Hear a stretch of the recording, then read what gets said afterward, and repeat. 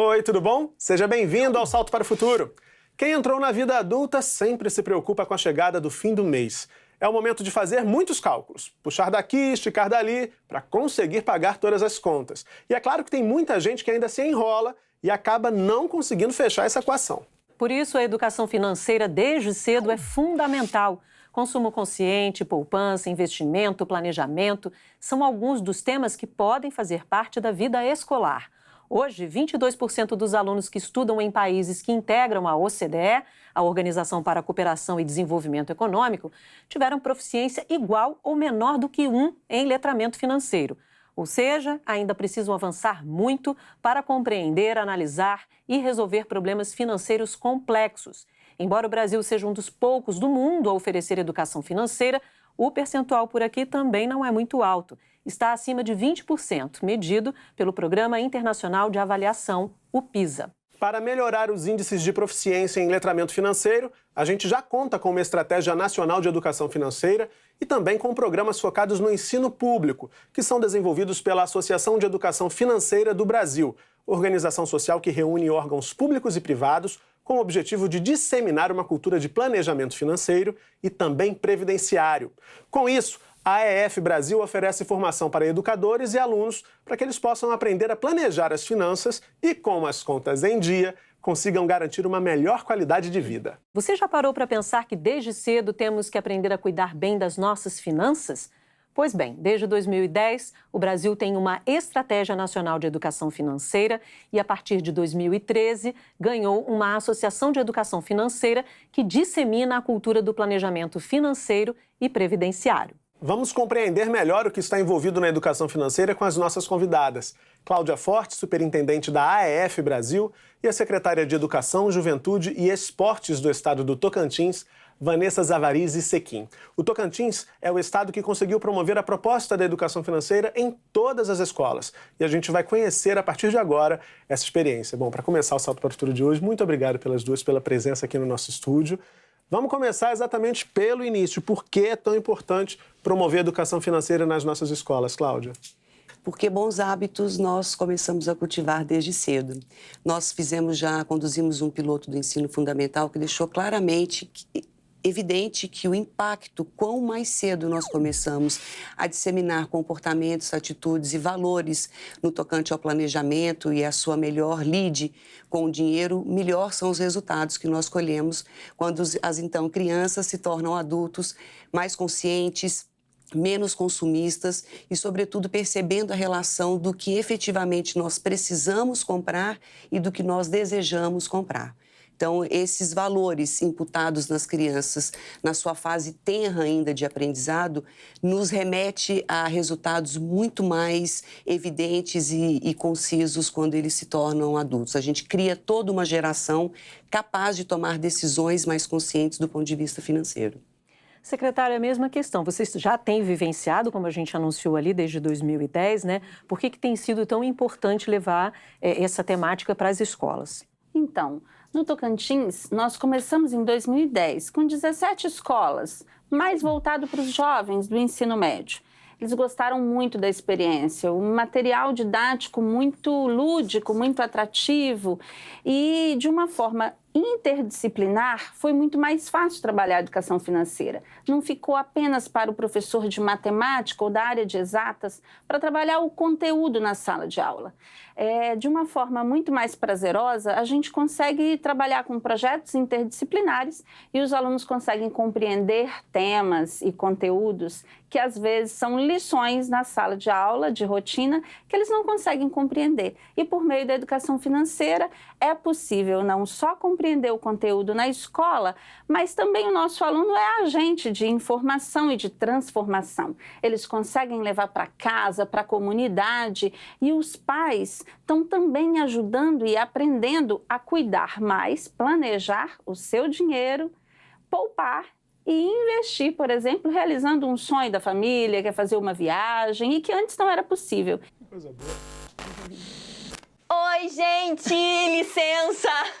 Pra quem não me conhece, eu sou a Fê. Pra quem já me conhece, eu também sou a Fê. Olha que coincidência. E isso aqui é o 100 Neuras! Não, isso aqui é o salto pro futuro, não é? Tô ficando louca já tô ficando doida. O Fê, calma aí. Já que você invadiu o salto, seja bem-vinda, tá? Mas conta pra gente e pra quem tá nos assistindo também o que é o Sem Neuras.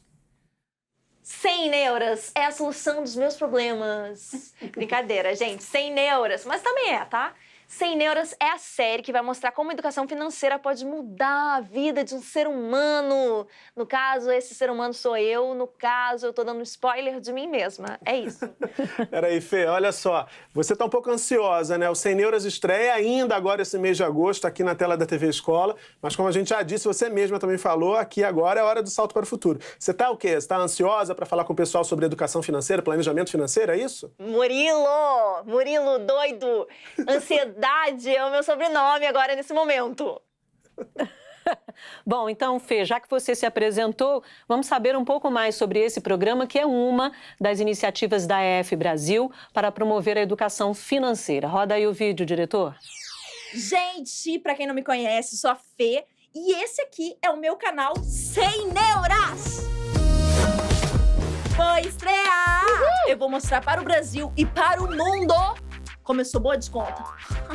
E posso até dar uma ajudinha pra quem tá com a vida financeira naquela situation. Vai ter planejamento, vai ter controle de gastos com receita e com despesa, vai ter cálculo de renda bruta e renda líquida. Calma, gente, não precisa se desesperar e sair correndo, que eu vou explicar tudo de um jeito simples. Eu vou mostrar como colocar em prática o consumo consciente. Se você gostou desse vídeo, eu gostaria de te ensinar a regra dos 3 Cs, que é curte, comenta e compartilha. Tá vendo minha genialidade? Beijo, gente. Me acompanhem. Fui! Quer dizer, fico!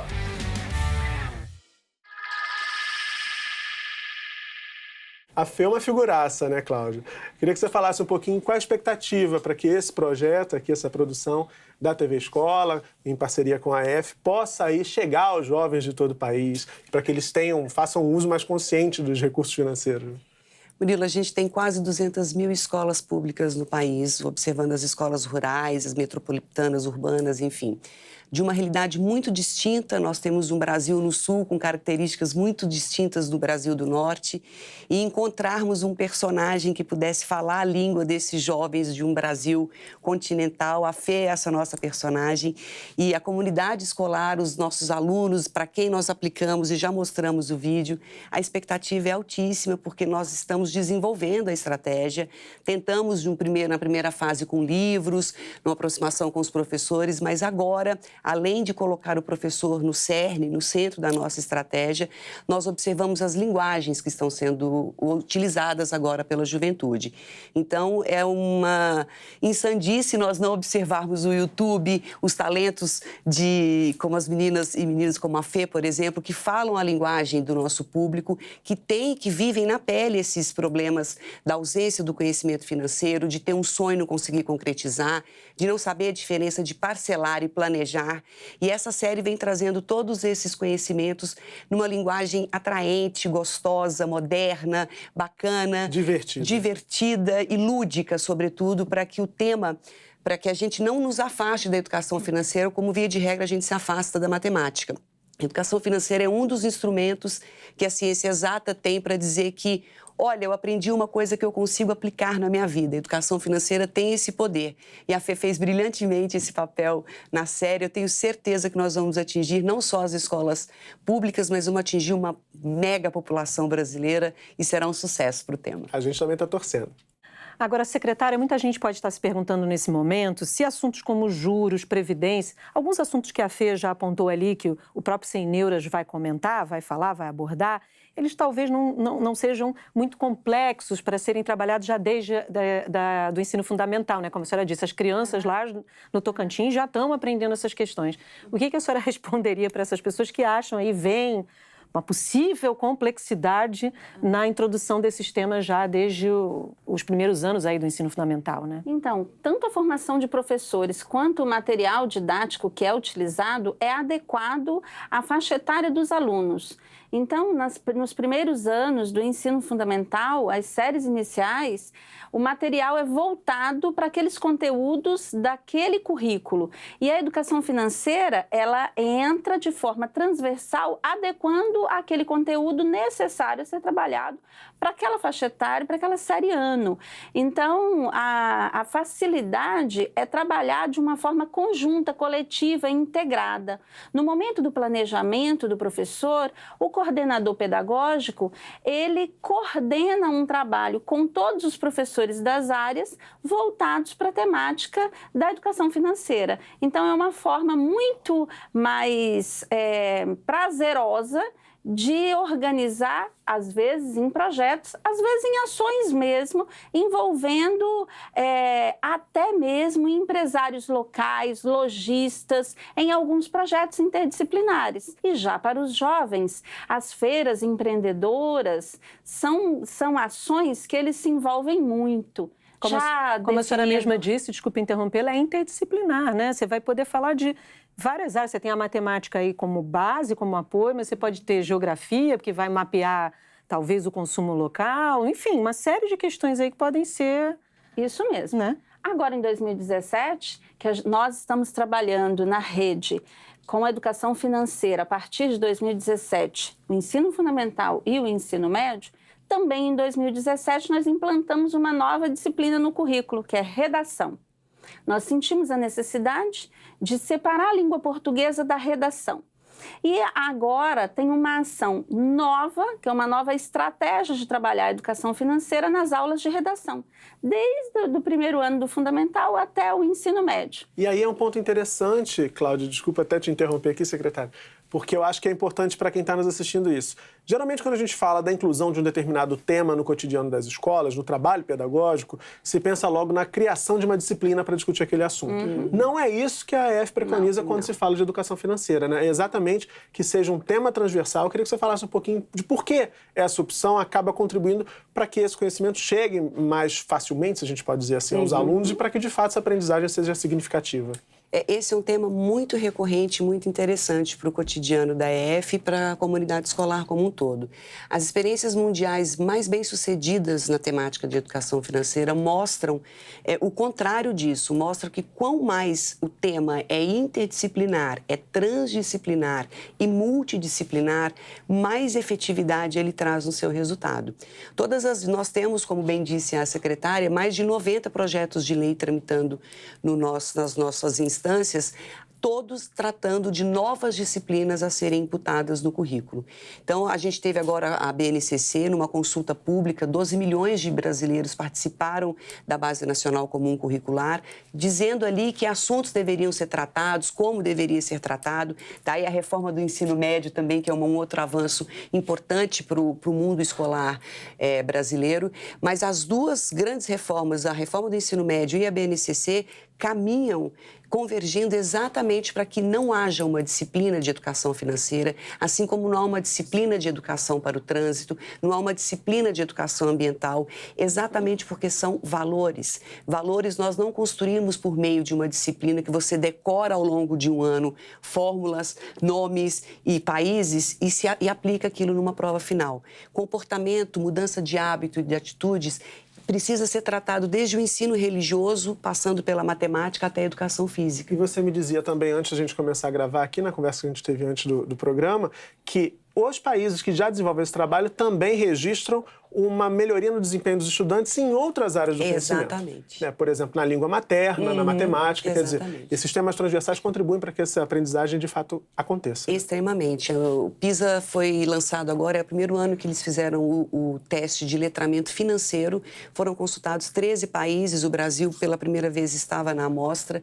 Infelizmente, ficamos em último lugar em todos os quesitos avaliados, muito por estar atrelado à nossa incapacidade ou ineficiência no processo de leitura e raciocínio lógico. Então, quando nós olhamos Nova Zelândia, Alemanha, China, Canadá, Estados Unidos, são países que estão muito desenvolvidos no letramento financeiro, mas não puramente por programas de educação financeira, mas por ter havido um investimento muito severo no tocante ao processo de leitura e compreensão da língua materna e o reforço das linguagens exatas e matemática. Então, todas as vezes que nós temos um programa de educação financeira onde já há um bom letramento a título da língua mãe e de matemática, o programa cai muito bem e tem um resultado muito positivo. Então, o nosso trabalho no Brasil em educação financeira para além de aumentarmos o letramento financeiro, para que haja um aumento do nível de letramento do domínio do português e do domínio da matemática e do raciocínio lógico. É muito interessante isso que você está dizendo, Cláudia, porque a gente imagina que alguns professores que nos assistem há muito tempo podem pensar, lá vem, né? E exatamente o que você disse, mais uma disciplina. A secretária deve vivenciar muito isso, né, professor? Que, de certa forma, tem razão, né? Tudo viria para a escola, mas isso é parte do processo escolar, né? E aí a gente tem recebemos muitas perguntas via Facebook, uma delas é do Humberto Pinheiro, de Natal, no Rio Grande do Norte. Como é possível trabalhar este tema no ensino básico nas primeiras séries? A senhora já deu alguns exemplos, e aí eu queria aproveitar a pergunta dele para falar o seguinte... E o professor? Porque, para ele, muitas vezes são as queixas dos professores de que eu preciso ter uma formação, né, para que eu possa desenvolver determinados assuntos, especialmente nesses anos iniciais, em que os professores são mais generalistas, se é que a gente pode dizer assim. Uhum. Como vocês enfrentaram essa questão de formar professores que tenham essa visão de que não é uma disciplina a mais, e sim é algo que tem que passar pelo currículo em várias áreas? Então, a equipe da Secretaria tem uma equipe técnica de currículos por áreas do conhecimento. Essa equipe, junto com a formação de professores, de forma muito integrada, organizou, recebeu formação, foi capacitado no Brasil todo, e o Tocantins passou pela experiência da formação com a EF Brasil, e nós organizamos na plataforma Moodle da própria Secretaria cursos presenciais, curso à distância, e nós oferecemos esses cursos para os professores. Também em cada diretoria regional, na Secretaria do Tocantins, nós temos uma divisão de 13 diretorias regionais, onde tem também uma equipe técnica de apoio, acompanhamento e que também são multiplicadores da educação financeira naquela região. Então, todo o cuidado com a formação e o monitoramento e a orientação foi dado junto às escolas por meio das nossas diretorias regionais. Agora, muito recente, nós tivemos o apoio e a parceria da Universidade Federal do Tocantins, que veio agregar uma proposta que foi definida no Tocantins pela sociedade, por todos os segmentos da educação, no Plano Estadual de Educação no Tocantins, na Meta 23, que é na meta de melhorar a qualidade da educação básica, está lá como estratégia a educação financeira. A Universidade Federal está oferecendo um curso presencial e à distância para os professores. Ele iniciou em maio, na Semana da Educação Financeira, e finaliza em novembro desse ano. Então, nós acreditamos que a formação, o acompanhamento da Secretaria, da EF Brasil e da Universidade está fortalecendo a estratégia de educação financeira no currículo de forma transversal dos nossos alunos. O Alexandre Saramelli, obrigado, Alexandre, pela participação, disse o seguinte, Cláudio: em recente pesquisa divulgada pela OCDE, você já mencionou esse dado, o Brasil está em último lugar em educação financeira entre os países que fazem parte ali da organização. Nossos adolescentes com 15 anos não conseguem ler e interpretar um extrato bancário, diz o Alexandre. Ele também diz que não vê uma preocupação autêntica em tentar resolver esse gravíssimo problema. O que é possível ser feito para solucionar essa questão em curto e médio prazos, até 5 anos? O Alexandre já deu até uma meta, assim, 5 anos. O ingresso na Base Nacional Comum Curricular é o caminho mais sólido que a gente tem a percorrer quando a gente entende a educação financeira na comunidade escolar. Nós viemos de lares e de uma geração inteira dos nossos pais que não foram educados financeiramente quando estavam na posição de alunos. Então, eles perpetuaram hábitos ruins. Muitas vezes, o cotidiano da vida daquela família é ruim. A OCDE apresentou um dado muito interessante, que pais que tratam dos assuntos financeiros com os filhos se tornam mais conscientes e a educação financeira cai melhor para aquela criança. Nós, os pais brasileiros, muitas vezes temos vergonha daquela situação. A gente tem que escolher a conta que vai pagar no final do mês e a gente esconde isso dos nossos filhos. Então, se a gente imagina um país cuja uma geração inteira trabalhou no ostracismo as questões de educação financeira, eu não posso esperar que esse pai e essa mãe sejam responsáveis. Quem é o agente catalisador, o agente que de fato pode promover a mudança? Os agentes que compõem a comunidade escolar, é o professor. Então, a preocupação que a EF teve na construção desse programa não foi de fazer mais um programa top-down, ou seja, alguém aqui no Olimpo imagina um monte de coisa que os professores querem, precisam ou desejam e passa para que os professores coloquem isso em sala de aula. A experiência do Tocantins nos revelou muito isso, a professora tem esse dado, mas o programa que a EF conduziu foi não só para os professores, mas com os professores. Eles são agentes ativos dessa mudança, nós entendemos que se não forem eles os catalisadores, nós não vamos avançar.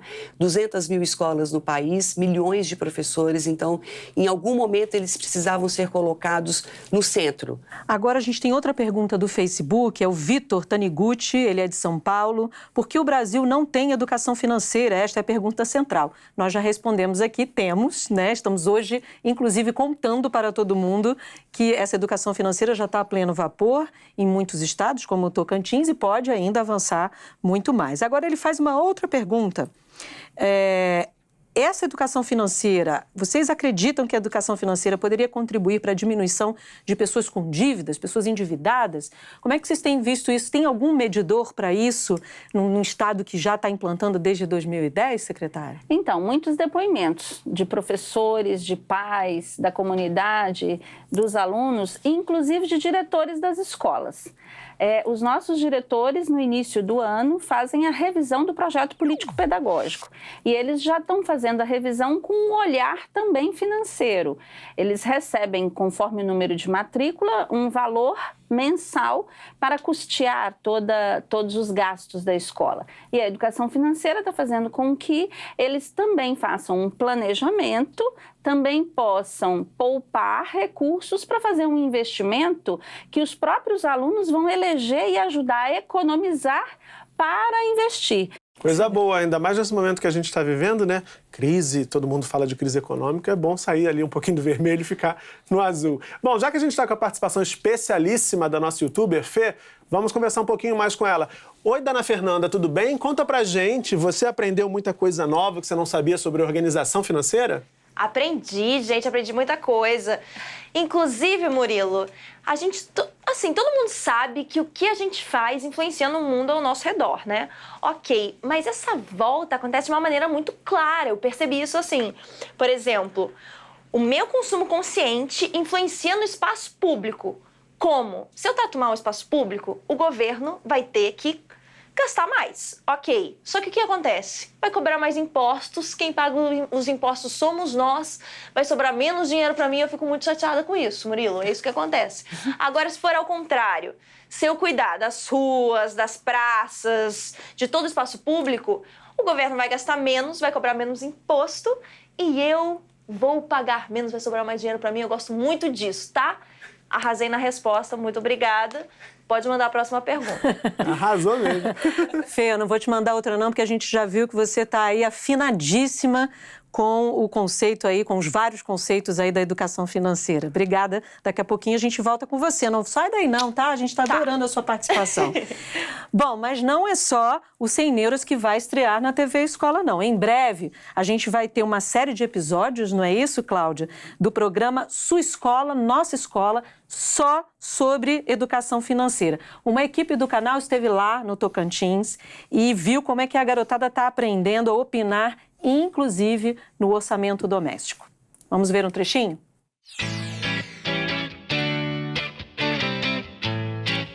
O projeto de educação financeira tem como intuito de ensinar os alunos sobre situações que ocorrem no nosso dia a dia. São pequenas lições que tem exemplo, que tem prática, que você pode levar, você pode mudar a vida, não só a sua, mas de toda a sua família.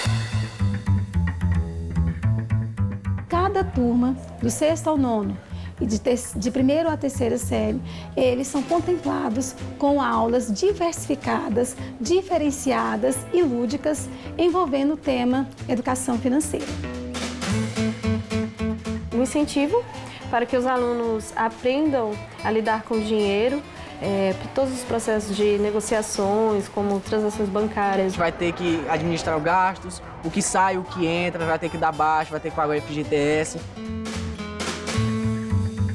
Chega em casa e põe em prática tudo aquilo que a gente aprendeu na escola. E a gente começa a pensar as coisas tudo de outra forma. A gente não fala só em financeiro, falando só de dinheiro. São as necessidades, são as prioridades que a gente trabalha enquanto escola para, com isso, elas terem uma formação mais adequada para a sua vida. O impacto, ele é prático, né? Quando o professor sente isso, ele adere ao programa. Então, hoje, no Tocantins, nós temos a universalização da educação financeira como tema transversal dentro do currículo. Bom, a gente viu aí no trechinho do Sua Escola, Nossa Escola, que tem muita garotada jovem aí metendo o bedelho. Não tem aquela história de que orçamento é assunto para gente grande, não. Já estão opinando. Eu queria saber da senhora secretária, a senhora falou há pouco de professores, gestores de escolas que também têm relatado aí uma melhor utilização dos recursos financeiros. Se também tem esse feedback vindo dos jovens, de alunos e alunas do ensino médio, por exemplo, eles já estão mais familiarizados com essas questões todas? Sim, os nossos alunos, eles são protagonistas, né? Então, na educação financeira também, e levam isso para casa.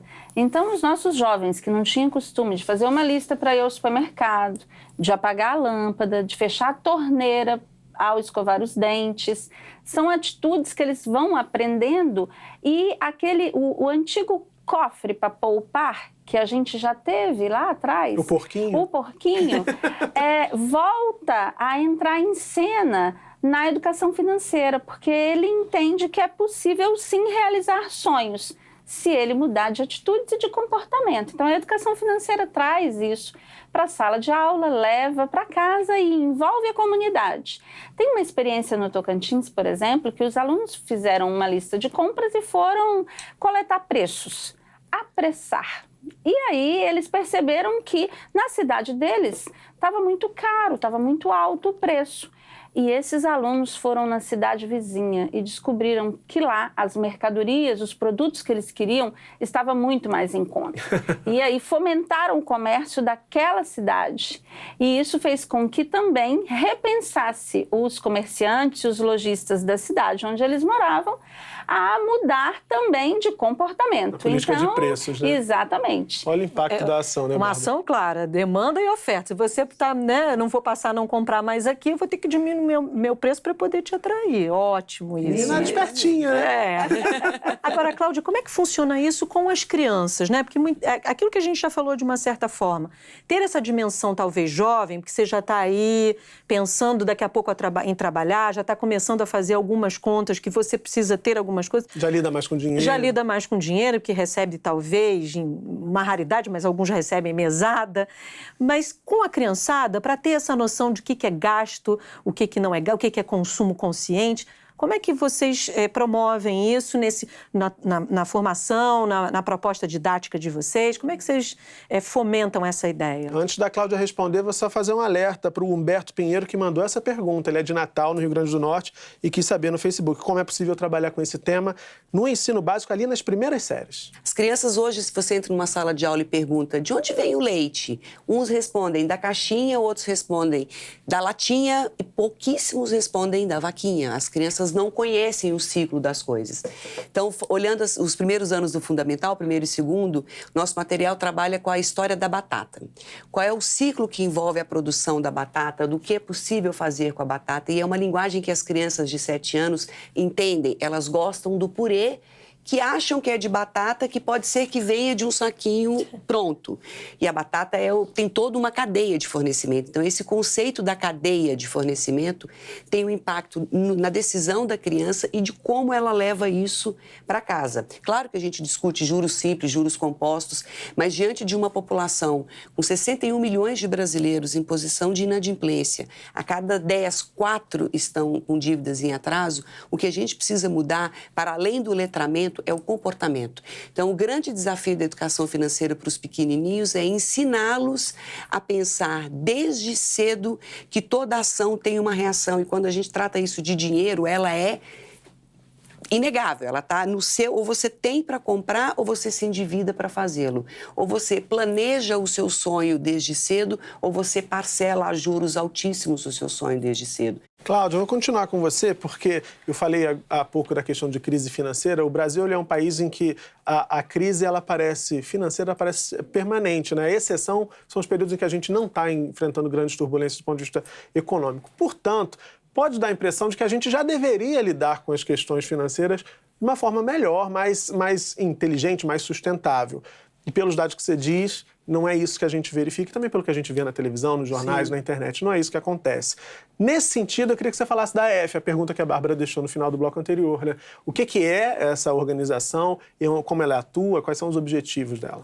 A AF é o produto da Estratégia Nacional de Educação Financeira, ela é regida pelo Comitê Nacional de Educação Financeira, cujos membros são 4 entidades da sociedade civil e 7 entidades do governo, tendo o MEC como assento permanente no CONEF. Qual é a missão nobre da AF? Fazer do Brasil uma nação financeiramente educada. Para isso, nós começamos com 4 projetos, 2 voltados à escola, ensino médio e ensino fundamental, olhando o Brasil como uma nação do futuro, e 2 focados na população adulta já marginalizada, já vulnerável do ponto de vista econômico, que são mulheres atendidas, beneficiárias pelo programa do Bolsa Família e aposentados com até 2 salários mínimos. Eu diria que são os 2 extremos de atenção que o Brasil precisa. Aqui no meio a gente tem exprimido a população economicamente ativa, que é quem trabalha, quem quem paga os impostos, quem mantém o nível econômico do país. Nós temos um objetivo claro até 2018, que é atingir a comunidade escolar através do estabelecimento, e aproveito para os professores e diretores que estão nos ouvindo, nós vamos estabelecer convênios, cada estado com a sua universidade federal, para formar os professores respeitando a peculiaridade local da necessidade daquele professor e, sobretudo, dos meninos, do que eles precisam entender. Alguns estados precisam ser despertados, por exemplo, o comportamento empreendedor. Precisa gerar mais emprego naquele lugar. Tocantins é um estado que tem essa realidade, tem uma folha muito pesada e poucos empresários aparecendo por lá. A educação financeira, de uma certa maneira, alavanca esse comportamento e imputa, quer seja no adulto ou quer seja na criança, o desejo e a percepção. Eu posso, se eu me organizar, eu posso fazer. Se eu planejar, eu consigo atingir. Jonathan Assis, de Apucarana, no Paraná, diz o seguinte: faço parte de um projeto de educação financeira na faculdade. Para esse ano, estamos projetando dar aulas para o ensino médio. Qual a forma ideal de ensinar adequadamente esses jovens? A senhora já falou aí um pouco de como é que os jovens, o que atrai esses jovens para esse assunto, para essa temática, para essas várias temáticas que compõem a educação financeira, mas que outras sugestões a senhora daria aí para o Jonathan de Apucarana? Então, tem muitas atividades que já acontecem no Tocantins. Os jovens são muito dinâmicos, né? Pulsam a cada dia. Então, atividades como jogos, trilhas financeiras, mas aquela, assim, acampamentos eles adoram, mas aquela que mais chama atenção é como montar seu próprio negócio. E a partir de criar uma empresa, o CNPJ, como definir o proprietário, o gerente, a missão da empresa, a visão, os valores, tudo isso é construído com eles e culmina essa ação numa feira de negócios. E eles dão nome à feira, trabalham com dinheiro fictício nessa feira e definem o lucro, pagam as contas, o que fica para cada um. Então, assim, a feira de negócio, montar o seu próprio negócio, tem dado muito certo para os jovens nos projetos de ensino médio. Legal. Agora, Cláudia, vou fazer o papel de advogado do diabo. Quando a gente fala de empreendedorismo, é uma palavra que recentemente ganhou muito destaque, muito espaço na mídia, como um valor, uma atitude empreendedora, algo desejável, né? Que a sociedade consiga promover com jovens e também com pessoas até mais velhas, para que a economia, inclusive, do país consiga caminhar de forma mais vigorosa. No entanto, quando a gente fala de empreendedorismo e educação, há muitas críticas, porque se teme que esse ideal do jovem empreendedor acabe reforçando uma lógica competitiva, uma lógica excludente, portanto, porque alguém vai conseguir empreender e vai ser bem-sucedido, e alguém pode não conseguir e não ser bem-sucedido, portanto. Como é que essa questão da educação financeira pode responder a essa crítica, que certamente vocês também já ouviram de alguma forma? Como é que você pode responder essa questão? Todo mundo tem um pouco do traço empreendedor. Quer seja para abrir um negócio, quer seja para empreender numa carreira bem-sucedida dentro, o intraempreendedor. A educação financeira, ela propicia esse olhar. O Brasil, como nação, tem uma característica empreendedora muito importante. Todos os anos, nos últimos 10 anos, é conduzida uma pesquisa mundial pelo DIM, e o Brasil está sempre entre as 5 primeiras posições como o país mais empreendedor do planeta, que é um dado que nos agrada, Confesso que é um pouco, né, contraditório, é um pouco, chama a nossa atenção pelo fato da gente dizer muitas vezes, né, que nós não temos uma capacidade criativa, né, o senso comum, né? O que traz de novidade, o que traz de problema para esse dado, que é muito bacana, são 2. Nós temos um volume imenso de negócios que são abertos no Brasil, mas no oposto dessa pesquisa, nós também aparecemos nos primeiros lugares do país que abre e fecha os negócios em menos de 2 anos. Entre um dado e outro, tem a educação. Sim. Falta o planejamento. E aí, quando a gente fala de empreendedorismo nessa perspectiva, talvez você falou esse dado 5, um dos 5 países, né, mais maior nível de a gente pensa numa coisa sistematizada, uma empresa, né, uma coisa, um escritório. A garota que leva o docinho para vender na escola está empreendendo. Claro. Né? A gente tem uma história no Amazonas de uma menina que precisava comprar, no ensino médio, precisava comprar um óculos de grau de uma família com recursos muito parcos e não conseguia comprar o óculos. Ela participou do programa, do projeto piloto e entendeu ali, teve a sacada, começou a fazer brigadeiros. Ela foi parar no jornal local da maior emissora lá do Amazonas, exatamente por isso, porque no prazo de 6 meses ela não só conseguiu mover o negócio, ela envolveu a mãe na feitura dos brigadeiros, comprou e já separando um pedacinho para a poupança, porque ela queria também comprar o óculos para a mãe dela, que também tinha problema de visão. Claro que é um exemplo pequeno no universo imenso de um país continental como a gente tem o Brasil, mas são essas mudanças que a educação financeira é capaz de provocar. Nós não vamos, talvez, fazer... O Brasil não é um país de grandes empresas. Se a gente olhar as 500 maiores empresas do mundo, 420 são americanas, 80 estão espalhadas pelos outros países.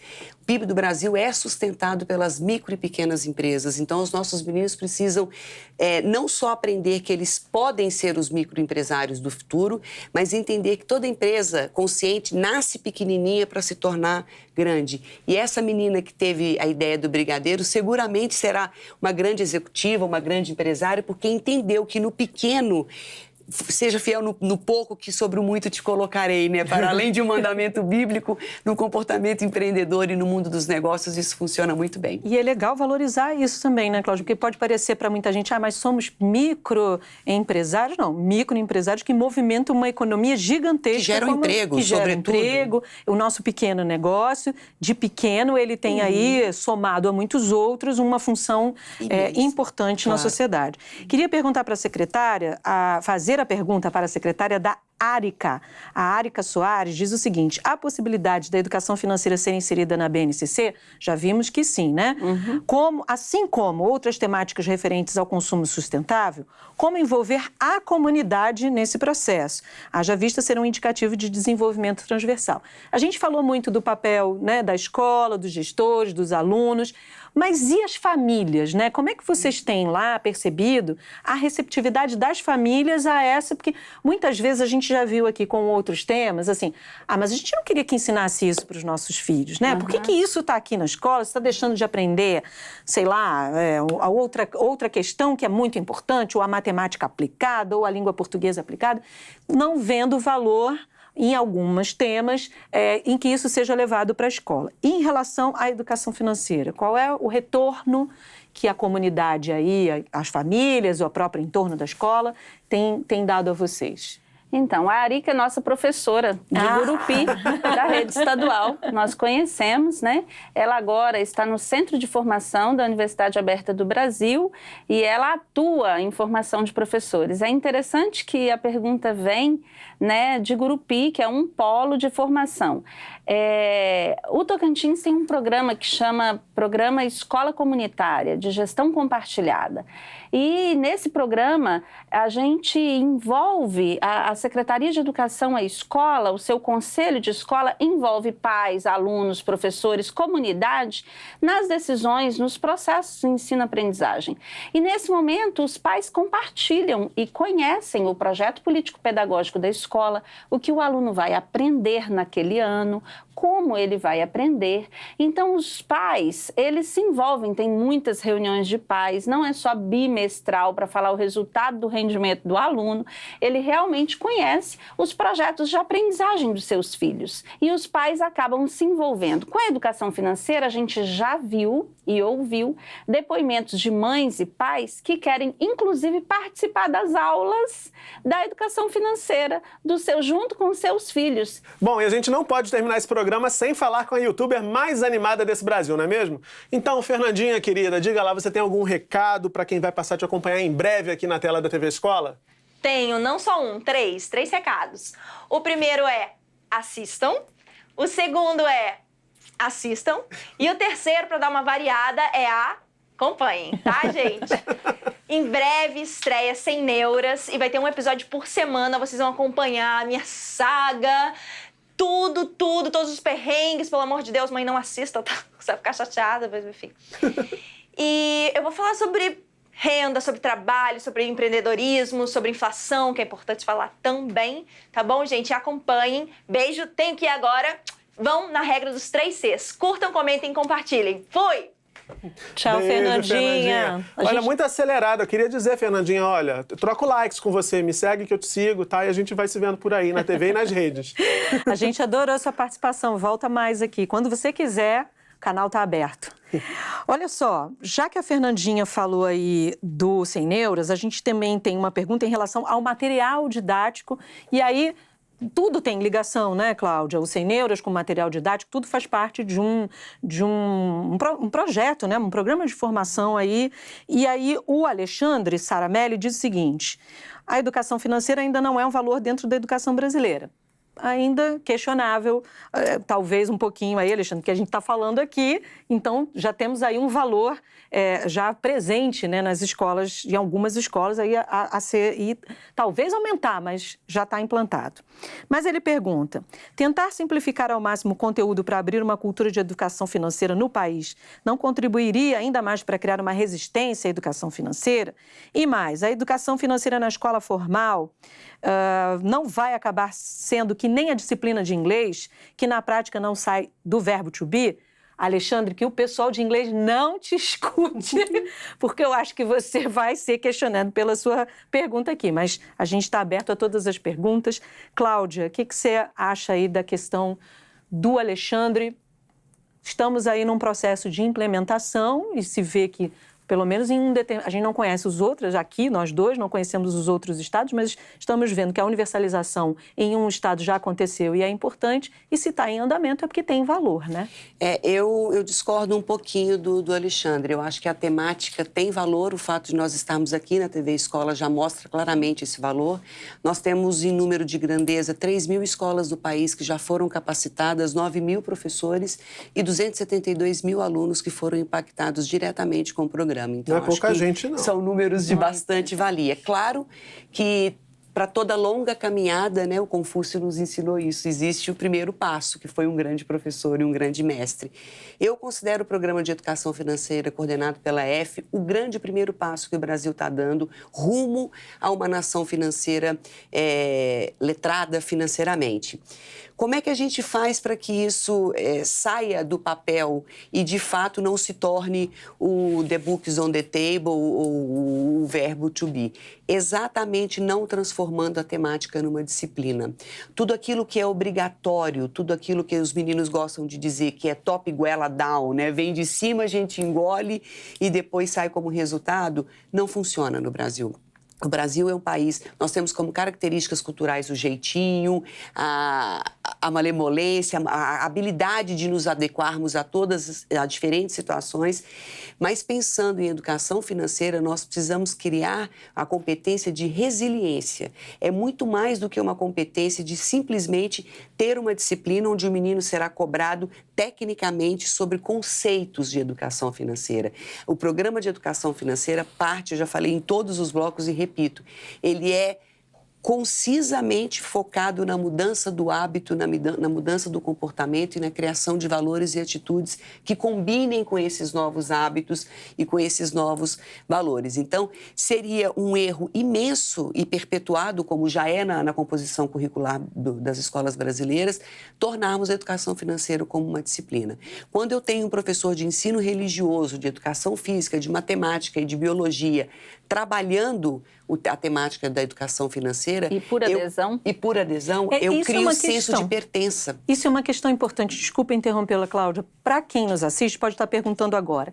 É gratuito? Como eu faço? É ligado à secretaria? Eu preciso aderir?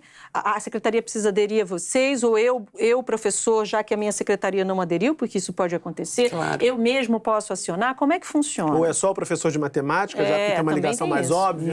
Não é só para o professor de matemática. Aliás, os professores de matemática, claro, né, por DNA, gostam bastante da temática, mas nós temos experiências muito bem construídas no ensino religioso, na biologia, enfim.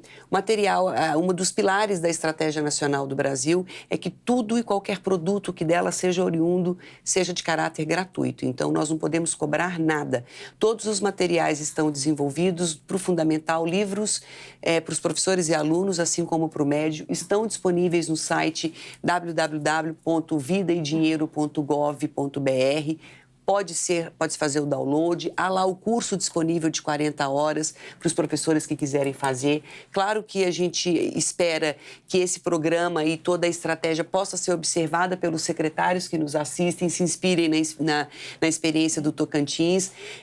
Aí, assim, a celebração de um convênio entre a EF, a Secretaria de Estado e a Universidade Federal, mas a assinatura do convênio não é determinante para o avanço do programa. O que a gente precisa são professores, diretores de escolas que entendam a importância da temática, escrevam um e-mail para nós ou se encontrem com a secretária na reunião dos secretários de Estado e dali possam trocar experiências e fazer com que isso avance. A gente está quase no finalzinho do programa, secretária, temos menos de 1 minuto, mas eu vou fazer a pergunta que vai botar o mel na boca do pessoal que está assistindo a gente maravilha. Agora. A senhora disse logo no começo que lá o Plano Estadual de Educação tem na educação financeira uma estratégia para melhoria da qualidade da educação no estado do Tocantins.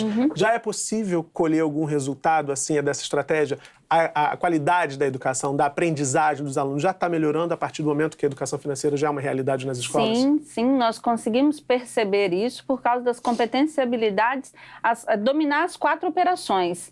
É a primeira competência que ele precisa adquirir para conseguir caminhar e trilhar os outros conteúdos. Então, a gente percebe que sim, mudança de comportamento também dos professores, da gestão da escola, da própria coordenação pedagógica, esse é o grande desafio.